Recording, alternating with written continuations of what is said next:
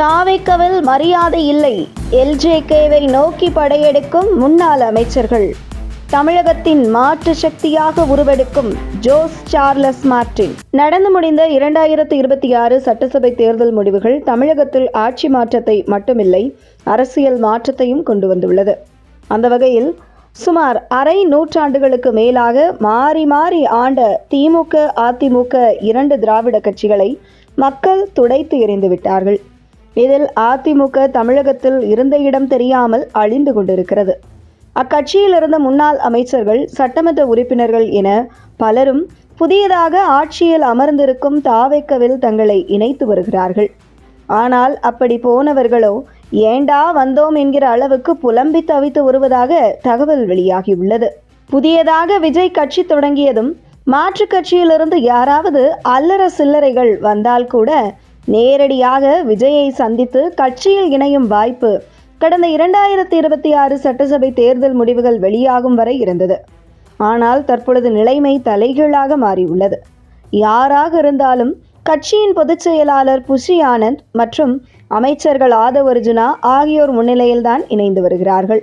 அப்படி கட்சியில் இணைந்தவர்கள் முதல்வர் விஜயை சந்தித்து ஒரு புகைப்படம் எடுக்கக்கூட தவமிருந்து காத்திருக்க வேண்டிய சூழலுக்கு தள்ளப்பட்டுள்ளார்கள்.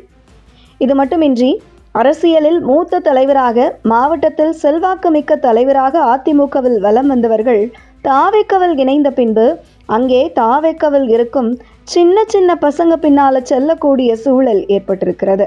இதனால் தாவேக்கவில் இணைந்த பல முன்னாள் அமைச்சர்கள், முன்னாள் சட்டமன்ற உறுப்பினர்கள் வீட்டிலேயே முடங்கி கிடக்கிறார்கள். இது அதிமுகவில் மட்டுமில்லை, திமுகவில் இருந்து சென்றவர்களுக்கும் இதே நிலைதான் ஏற்பட்டிருக்கிறது. இந்த நிலையில் தற்பொழுது அதிமுக, திமுக ஆகிய கட்சிகளில் இருந்து வர இருக்கும் நபர்களை தயவு செய்து இங்கே வர வேண்டாம், நாங்களே இங்கிருந்து வெளியேற போகிறோம் என எச்சரிக்கை கொடுத்து வருகிறார்களாம். அதனால்தான் சமீப காலமாக தாவேக்கவில் எந்த ஒரு முன்னாள் அமைச்சர்களும் சட்டமன்ற உறுப்பினர்களும் இணைவது நின்றிருக்கிறது என தகவல் வெளியாகியுள்ளது. இந்த நிலையில் 2 திராவிட கட்சிகளும் தமிழகத்தில் துடைத்து எறியப்பட்டிருக்கும் நேரத்தில், அந்த நேரத்தில் தாவேக்கவில் இணைந்தவர்களுக்கும் மரியாதை இல்லாத ஒரு சூழலில் தற்பொழுது 2 திராவிட கட்சிகளில் பயணித்த முன்னாள் அமைச்சர்கள், முன்னாள் சட்டமன்ற உறுப்பினர்கள் பலரும் ஜோஸ் சார்லஸ் மார்டின் தலைமையிலான லட்சிய ஜனநாயக கட்சியின் பக்கம் படையெடுக்க தொடங்கியிருக்கிறார்கள். தமிழக லட்சிய ஜனநாயக கட்சியின் மாநில பொதுச் செயலாளராக இருக்கும் நெல்லை ஜீவாவை பல அதிமுக முன்னாள் அமைச்சர்கள் மற்றும் அதிமுக முன்னாள் சட்டமன்ற உறுப்பினர்கள் தொடர்பு கொண்டு தங்களை எல்ஜேகேவில் இணைத்து கொள்ள விருப்பம் தெரிவித்து வருவதாகவும் தகவல் வெளியாகியுள்ளது. அந்த வகையில் 2 திராவிட கட்சிகளுக்கும் இனி தமிழகத்தில் வேலை இல்லை என்கிற நிலை உருவாகி இருக்கும் சூழலில் ஆட்சியில் தாவேக்க இருக்க, மறுபக்கம் ஒரு மாற்று சக்தி தலைவராக எல்ஜேகே தலைவர் ஜோஸ் சார்லஸ் மார்டின் உருவெடுத்திருப்பதை பார்க்க முடிகிறது.